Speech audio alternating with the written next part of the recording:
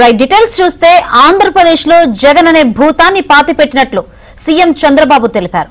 సచివాలయంలో విద్యుత్ రంగంపై శ్వేతపత్రం విడుదల చేసిన సందర్భంగా జగన్ పై కీలక కామెంట్స్ చేశారు.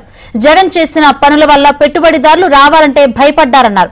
3 రాజధానుల పేరుతో డ్రామాలు ఆడిన జగన్ ను ప్రజలు తిరస్కరించారన్నారు.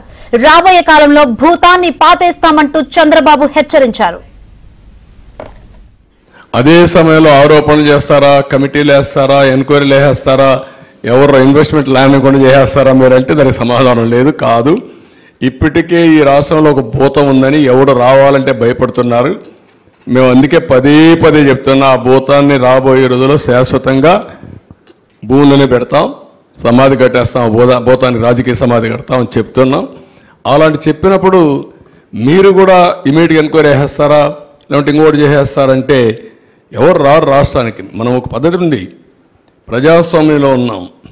ఒక పక్క చట్టాలు ఉన్నాయి, కోర్టులు ఉన్నాయి, ఒక పక్క మనం ఉన్నాం. అందుకే అమరావతిని ఏం చేశాడు, ఒక అగ్రిమెంట్ చేశాం అమరావతిలో. అగ్రిమెంట్ ఏంటి,